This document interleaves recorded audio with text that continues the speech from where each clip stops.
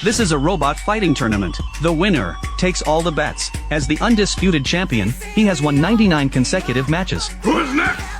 Who has the guts to step into the ring? Little Yama! Seeing how ruthless the man was, no one dared to challenge him. But just then, I have the robot. I built it myself. when they saw how cute the boy's robot was, it drew a wave of laughter. But they had no idea just how powerful this robot really was. The match had barely begun when the boy's robot was hurled into the air and immediately sliced into 3 pieces. The man thought he'd won easily, but the next second, the boy activated destruction mode. The little robot instantly transformed into an evil grin, and the opponent's nightmare began. In just a few seconds, he took down the ring champion.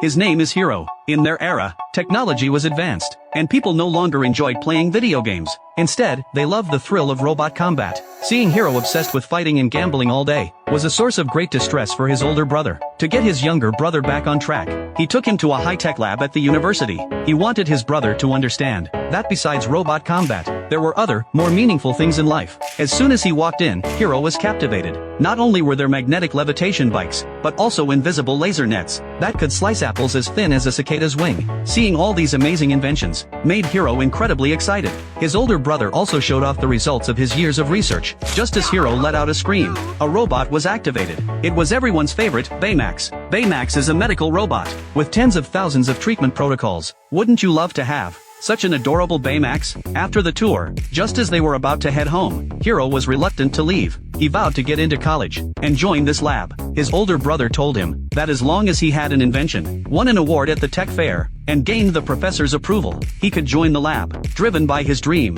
Hero was full of motivation. Before long, he completed his invention. When they arrived at the science fair, everyone had brought their own inventions. Soon it was Hero's turn to showcase his creation. He put on the sensor and unveiled the micro-robots he had invented. But no one seemed interested. Then, in the next second, thousands of robots, controlled by his mind, flooded the stage. Using the sensor on his head, he could control these robots to form any shape he desired. Skyscrapers that used to take years to build now take only seconds, and can even become vehicles to take you anywhere you want to go. Seeing such a miraculous invention, everyone was amazed. A wealthy businessman wanted to buy the invention for a high price, but Hero refused. His invention was recognized by the professor, who immediately gave him an acceptance letter. But just as the tech fair was ending, and they were getting ready to go home, a fire broke out at the science museum. Learning that the professor was still inside, Hero's older brother told Hero to wait for him outside, while he rushed in to save him. But as an explosion rang out, his brother never came back. From that day on, Hero became despondent,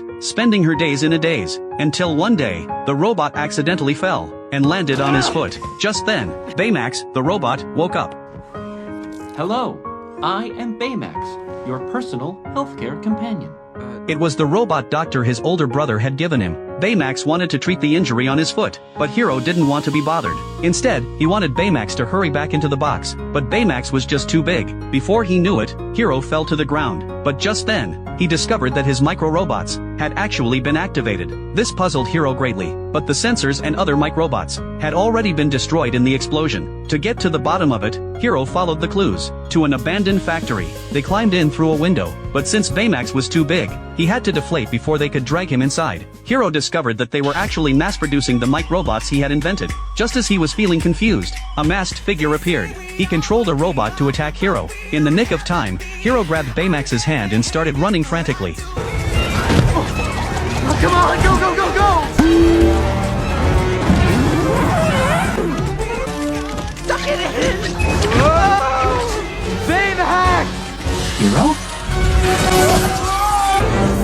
Eventually, the two managed to escape through a window. They went to the police station to report the incident, but no one believed them. Meanwhile, Baymax was actually using duct tape to patch up the holes in his body. Back home, Hero believed that this might be connected to his brother's death.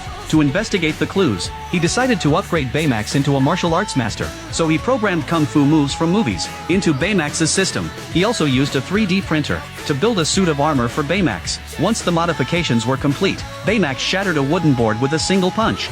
Yes! Hammer fist! Side kick! Knife hand! Kick! To investigate the clues, they returned to the factory. Okay, Baymax, time to use those upgrades. But just then, a car pulled up. It turned out to be his brother's friends, who had followed them out of concern for Hero, but just then, the masked man appeared again. He picked up a shipping container and hurled it down. Baymax saved him. Go! Oh, Baymax! Get him! Hero's brother's friend pulled Hero up and ran straight to the car, but Hero believed Baymax could defeat the masked man. Oh no. Seeing this, the group hurriedly drove away. Hero also shared the clues he had discovered with everyone. The masked man was still hot on their heels, but just then, the car suddenly came to a stop. Why are we stopped? The light's red! It has to be said, this was truly a model driver, but Bo, sitting next to him, snatched the steering wheel and demonstrated her superb driving skills. Due to the masked man's interference, they plunged into the sea, car and all. In that critical moment, Baymax stepped up and brought everyone back to the surface. They then arrived at Hero's base. Through analysis, they discovered that the mask worn by the masked man was the sensor controlling the robot. To seize the sensor and defeat the masked man, Hero began upgrading everyone, transforming them from ordinary people into superpowered warriors. Baymax also quickly completed his upgrade. Once Baymax donned his battle armor, he punched right through a wall with a single blow. Seeing this, everyone was stunned. Not only that, but with the push of a button on his back, he can even carry you through the air. I wonder if you'd like a Baymax like this. Feel free to discuss it in the comments section. They made their way to the highest point in the city, and began searching for the masked man. Before long, Baymax spotted the masked man on a nearby island. So Hero led the group to the island, only to discover a secret research facility. Through the surveillance footage, they learned that it had once been a laboratory dedicated to time travel. Just then, the masked man reappeared, and launched an immediate attack. Super jump! Gravity crush! Falling hard! The group fought back, and engaged the masked man in battle. Taking advantage of the chaos, Hero suddenly appeared, and knocked the mask off his face. Only then did everyone realize that the masked man was actually the professor. It turned out that during the explosion at the Science Museum, the professor had used a robot to protect himself, while his own brother had died in the blast. I went in there to save you! That was his mistake. Hero was enraged. He threw away the medical chip inside Baymax, and ordered Baymax to destroy the professor. The next second, Baymax's eyes instantly turned red. Do it, Baymax! Destroy him! Seeing that Baymax was about to take out the professor, who was, after all, their teacher, they tried to stop him. Taking advantage of the distraction, the professor grabbed his mask and turned to flee. Just as Baymax was about to unleash his ultimate move, the medical chip was reinserted into his body, restoring him to normal. Everyone then began investigating what the professor was really up to. After reviewing the lab footage again, they discovered that the professor and his daughter had also participated in the time-space experiment. Despite knowing the experiment was unstable, the tycoon had the professor's daughter conduct the next phase of testing. An accident occurred. The time-space portal exploded, and the professor's daughter vanished. This caused the professor to harbor a grudge against the tycoon, and he stole Hero's robot solely to exact revenge. The professor had now constructed a time-space portal. He intended to let the tycoon experience what it felt like to be swallowed by a time-space portal. At the moment of crisis, Hero and the others rushed to the scene. They pleaded with the professor not to make the same mistake again, but by then, the professor was consumed by a desire for revenge. To stop him, they scattered the interconnected micro-robots, and let the time-space portal suck them in. Before long, the professor suddenly realized he no longer had enough robots to control. Baymax! In the final moments, Baymax stopped his attack, and merely destroyed the mask controlling the robots. Just then, the portal was about to explode. Everyone fled in panic, but Baymax pointed out that there were still signs of life inside. If he was right, it must be the professor's daughter. So Baymax rushed right in with Hero, and made their way inside the time gate. They really did find the professor's daughter's cockpit, but just as they were about to head back, a piece of debris flew toward them. In that moment of crisis, Baymax quickly shielded them with his body, leaving himself badly injured, and his thrusters inoperable. Now, the only way out was Baymax's propulsion gloves, but the thrust was too weak to carry them all out. Baymax decided to use the gloves to send them out, while he stayed behind. No! There's gotta be another way. I'm not gonna leave you here. I'll think of something. There is no time. No! I can't lose you two. Hero, I will always be with you.